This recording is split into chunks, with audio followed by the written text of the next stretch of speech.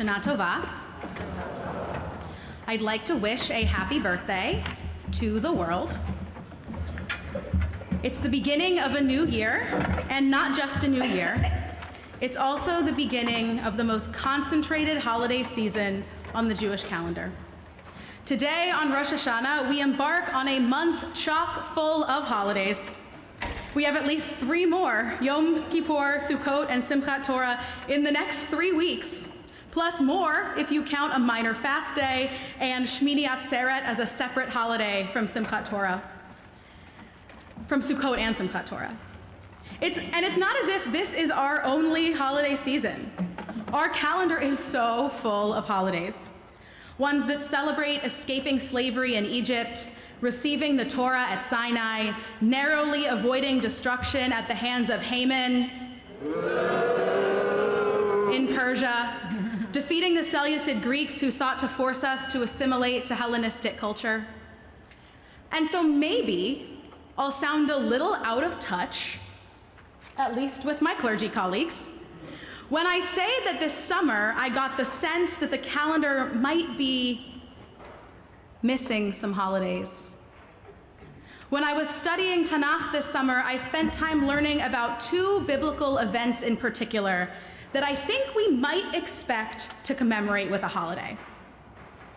The first comes in the early chapters of the book of Joshua, the first book after the 5 that comprise the Torah. The Torah concludes by reaffirming the person Joshua's role as Moses' successor and narrating Moses' death on a hill overlooking the promised land he will never enter. The book of Joshua picks up where the Torah leaves off as the Israelites prepare to enter the land. Soon, we read of a miraculous crossing. The priests carrying the Ark of the Covenant walk into the Jordan River, and once they dip their feet into the water with God's Ark on their shoulders, the water is cut off and stands in a single heap, allowing all the Israelites to cross into the land of Israel on dry land. Then God tells Joshua to instruct 12 men, 1 from each tribe, to pick up 12 stones from the spot exactly in the middle of the Jordan where the priests' feet are standing. Joshua adds that these stones shall serve as a symbol among you, that in time to come, when your children ask, "What is the meaning of these stones for you?" you shall tell them, "The waters of the Jordan were cut off because of the Ark of God's covenant. When it passed through the Jordan, the waters of the Jordan were cut off. And so these stones shall serve the people of Israel as a memorial for all time." Now, of course, we all know this story as the culminating moment of the Seder for Chag Knisa La'aretz, the festival of arrival in the land, right? We remember these stones as a memorial for all time, and we teach it to our children. We don't, of course. But does it really seem so far-fetched? Can you blame me for reading this story and expecting to know when on the Jewish calendar we commemorate and celebrate this moment of arrival? I told you there was another event I think might be missing its holiday. It comes centuries later, about 50 years after the Jews were exiled to Babylon from the land of Israel. We commemorate this exile and the brutal siege of Jerusalem and the destruction of the first temple every year on Tisha B'Av, the saddest day on the Jewish calendar. In chapter 43 of the book of Isaiah, the prophet declares, "Thus says God, who made a road through the sea and a path through mighty waters. Do not recall what happened of old or ponder what happened of yore. I am about to do something new. Even now it shall come to pass. Suddenly you shall perceive it. I will make a road through the wilderness and rivers in the desert. The wild beasts shall honor me, jackals and ostriches, for I provide water in the wilderness, rivers in the desert, to give drink to my chosen people." God promises a road through the wilderness to bring the Israelites out of exile and back into the land of Israel, and not just that, but rivers through the desert to accompany them on their return. This prophecy like the story of crossing the Jordan into the Promised Land, recalls the miracle of the Exodus, particularly with the recurring motif of God making miracles by upending the natural order of water, splitting seas, cutting off the flow of rivers, creating rivers where there is only the dry expanse of desert sand. So what to make of the fact that neither of these momentous events in the Jewish story, our entry into the land and our return to the land after exile, that neither of them are marked with celebrations on the Jewish calendar? It's a little weird, right? And if you're thinking, well, don't we have enough holidays? Perhaps. But we also have a robust tradition of linking historical meaning to harvest holidays.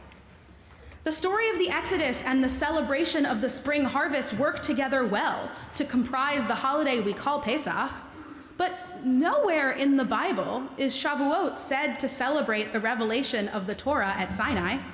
That association came much later. And I'd say Sukkot's historical connection is a little tenuous. The Torah teaches that we dwell in booths during Sukkot to remember that we dwelled in booths when God brought us out of Egypt. But it's not as if we dwelled in booths specifically in the autumn. Remember when I mentioned that we have a fourth holiday in this 3-week period if we count Shmini Atzeret, which falls on the 8th day of Sukkot, if you will, as separate from Simchat Torah?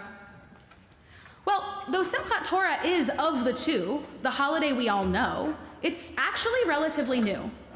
Babylonian Jews invented it only about 1,500 or so years ago to celebrate finishing the Torah and starting it over again, and had it fall on the second day of Shmini Atzeret, traditionally celebrated in the diaspora.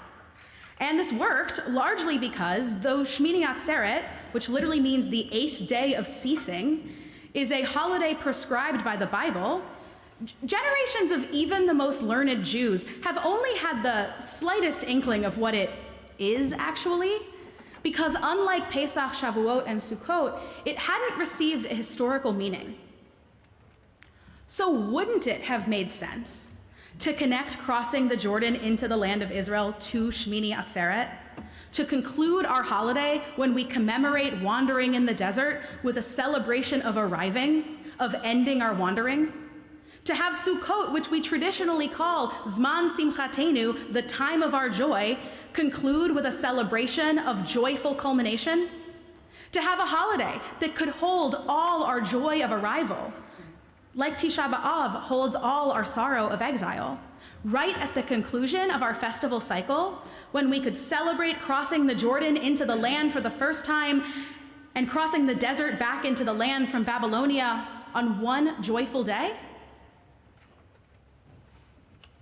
But we don't have that day.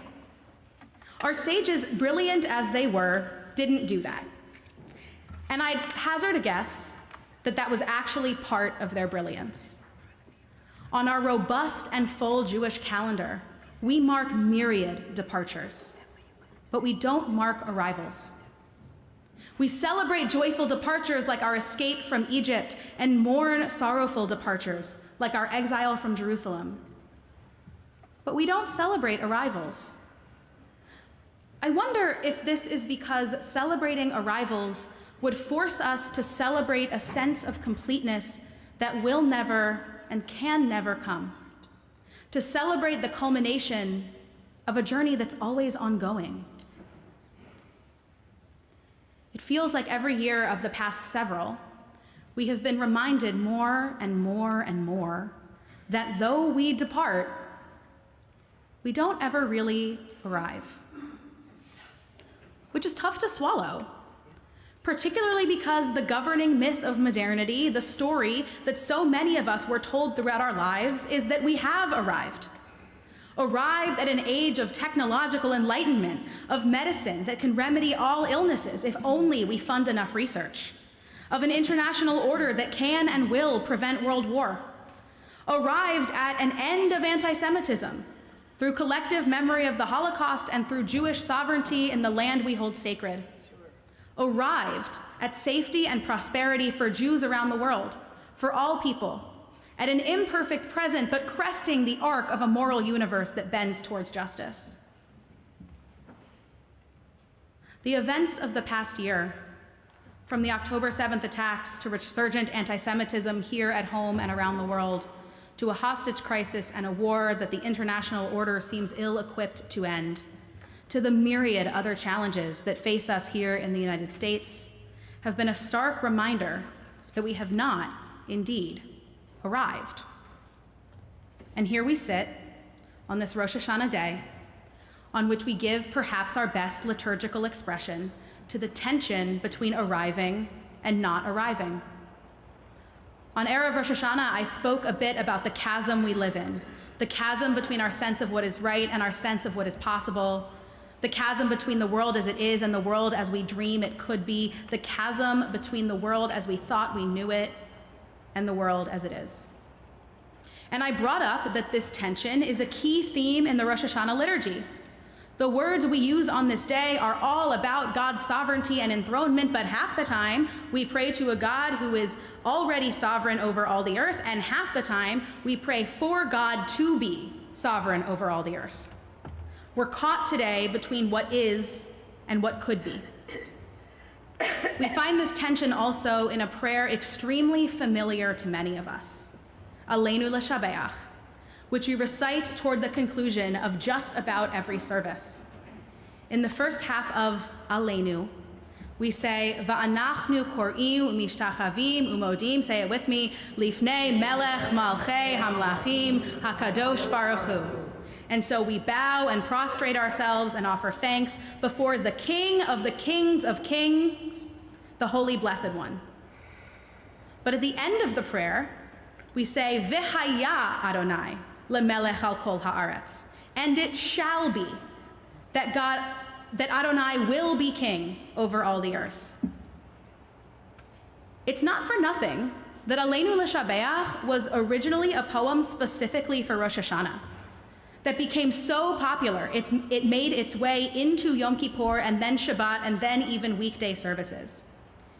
It expresses an essential theme of this day and our lives, that at one and the same time, we can characterize God's reign as both a present and future thing, because like us, God's reign is here and never truly arrives. And so here we sit on the birthday of the world, wondering if we might arrive at anything good this year. We call Rosh Hashanah the birthday of the world in reference to a text traditionally found in the shofar service, which begins Hayom Harat Olam, often translated as today the world was born. And that's an okay translation. But Harat doesn't usually mean born. It usually means pregnant. And while Olam can mean the whole world in the spatial sense, it can also mean eternity in the temporal sense. So we might translate Hayom Harat Olam as today is pregnant with eternity, or this day is eternally pregnant. And this day is pregnant. It's full of hope for life and renewal, for the better tomorrow we wish for our children. This day is full of potential and growth. And this day is also full of morning sickness and heartburn. It is full of trepidation about the pain that stands between us and the world we pray to see and create. This day is full of fear for everything that could go wrong. This day, like our lives, is eternally pregnant as we stand together on the knife's edge of hope and fear in the chasm between our dreams and our reality. And so, we might think that today we are eating round challahs and dipping apples into honey to celebrate our arrival at a new year, to celebrate the birth of 5785. But we don't celebrate arrivals on our holiday calendar, because the essence of hope for a better future is the knowledge that it's always coming. We never really arrive at it. Because even as we affirm today God's kingship and sovereignty, we still pray for a day when God will be king over all the earth, when we will arrive at peace, prosperity, and justice that flows like water. We won't arrive at that world in this new year. But I pray that we cross some small cosmic creek to get one step closer, that this day be eternally pregnant with a year of healing, hope, and renewed safety, and most of all, peace. Ken Yehi Ratzon. May this be God's will. Shana Tova.